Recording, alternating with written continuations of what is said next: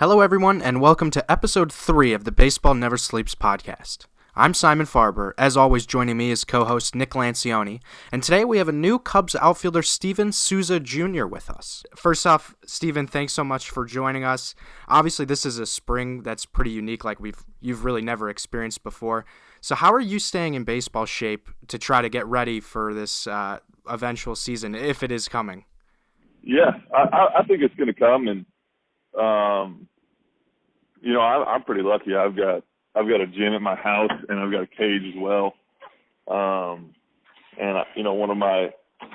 of the guys I work out with in the off season is home here, and so he's the only one that's coming over and hitting, and then I'm just working out by myself. So I'm able to play catch and get all my work in and stay ready.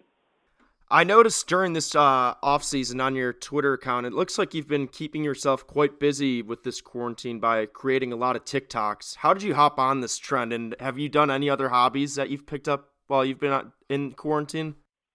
One of my favorite teammates, Trevor Plouffe.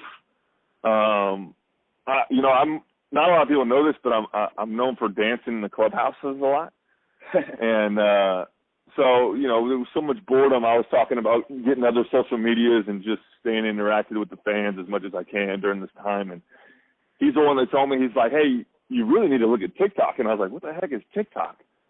And so I went and looked, and it was right up my alley. I saw why he had recommended it. And my wife's a phenomenal dancer, and so we just got going on it, and it's been a lot of fun. So we've enjoyed it, and it's kept us busy. So, Steven, you landed with the Cubs this offseason. What led you to sign there and decide to play your next season in Chicago?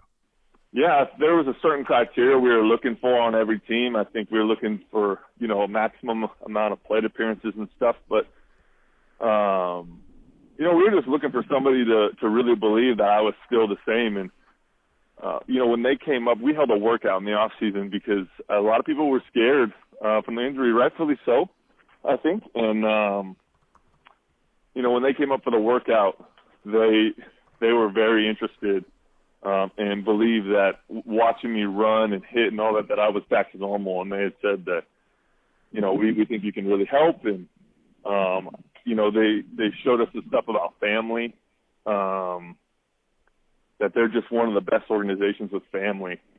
And that really appealed to me. I've got a wife and 2 kids, and they are a big part of my life. And so with all that being said, it felt like the right thing to do for my family and I. It was Last hard, week though. Oh, sorry, not to cut you off. No. I was just going to say it was hard. We actually, one of the choices that we were looking at was here in Seattle. And so it was a lot of – we had a few teams that had asked us. We got a bunch of big league offers, and so to be able to decide that Chicago was the best place was difficult, but we felt like it was the right decision. So we recently spoke with your new teammate, Trent Gimbroni, and he endorsed you as one of the most influential leaders during this cut short spring training. That's pretty high endorsement for somebody who's only been here a couple months, but how did you get acclimated to the Cubs clubhouse so quickly? This is my 7th year in the league, and so I know a lot of these guys from just playing against them and talking to them, and but more so, like, I'm a relational person, man. I love people and love getting to know them and sharing my experiences and listening to theirs. It drives me, and I enjoy it. And I think God put Trent next to me in my locker, and I didn't know this guy. He showed up a little later, and I'm not one to kind of jump on and say anything to anybody right away. But I just try and love people, and that's all I really try and do to the best of my ability. And then I'll try and work hard every day.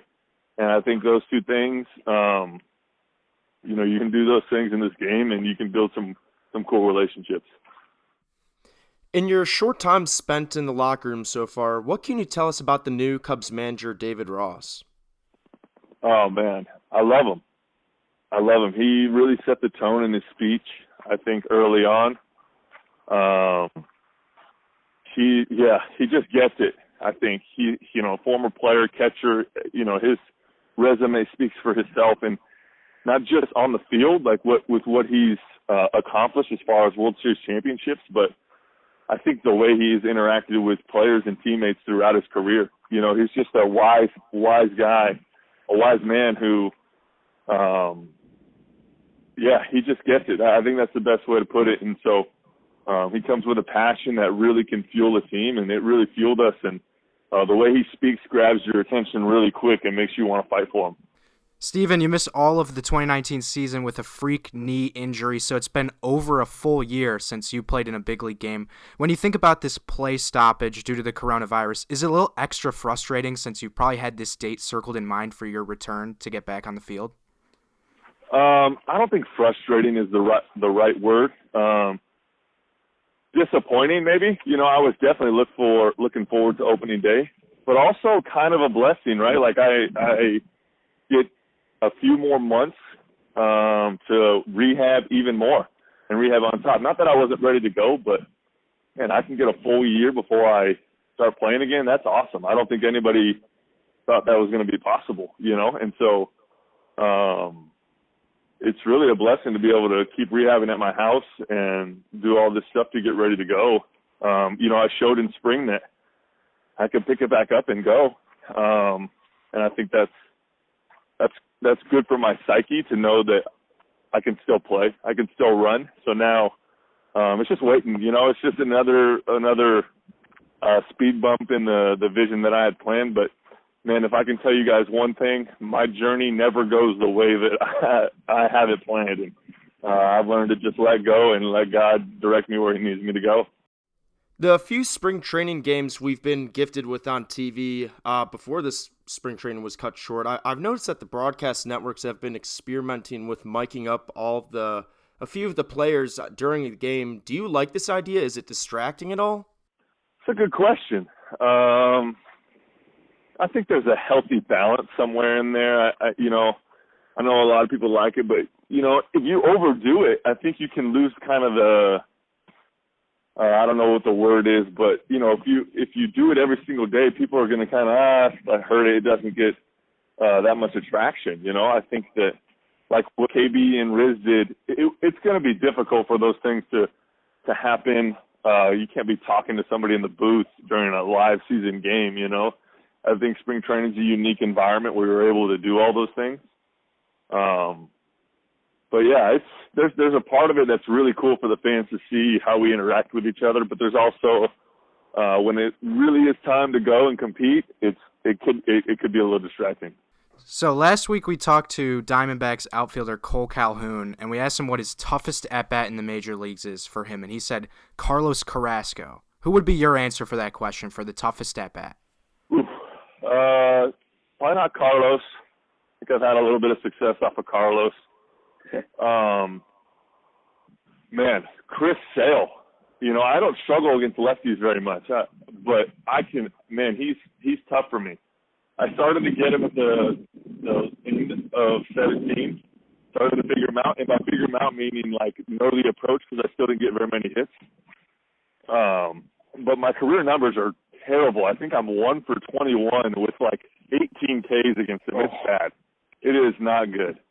And I started off, like, I remember when he was in Chicago, it was fun. It didn't freak me out. Like, he didn't intimidate me very much. And, you know, I knew he ran it up there. But when he went to Boston, I don't know, something happened, and he got my number. I'll tell you what, the catcher in Boston was my roommate in the minor leagues from the Gulf Coast League all the way to the big leagues. We played 7 years together, Sandy Leone. And he knows me in and out, and it was not fair to know me in and out and have Chris Sale on the mound. That's what I think happened. At the end of the 2019 season, the MLB released a report responding to the questions of whether baseballs were juiced or not due to the increased home run rate in 2017 and 2019. And ultimately, the results were inconclusive. But did you personally notice any changes to the ball while you were playing? And are you okay with the balls being juiced so you can pad the home run numbers? Is this in 19 you're talking about? There was a study done in 2017 as well as the 2019 season, specifically 2019. Yeah. In 17, I didn't really feel a whole lot of a difference, you know.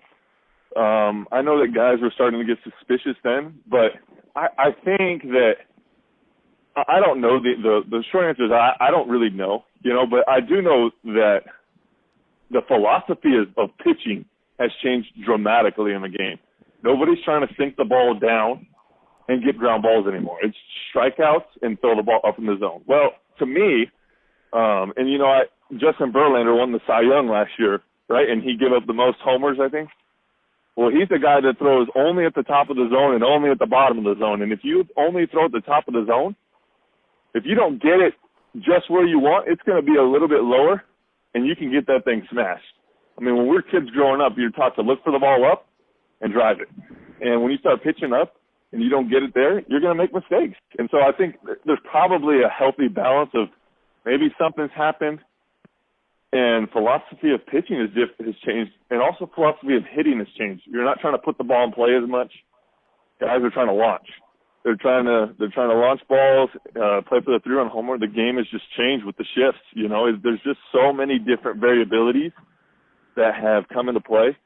And I want you to hear me saying, I'm not saying the balls haven't been juiced. I just don't know. But I do know that there's other factors that have definitely come into play.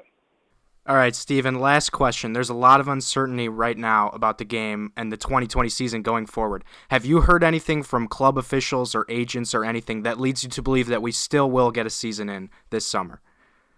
Yeah, definitely. I think in talking to MLB and the Players Association and different players and owners and everybody wants to play.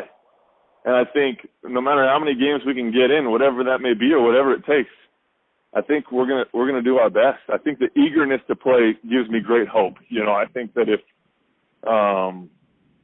there was some disparity or some disagreement or maybe some doubt on the health aspect of it, I think I would be remiss to believe that.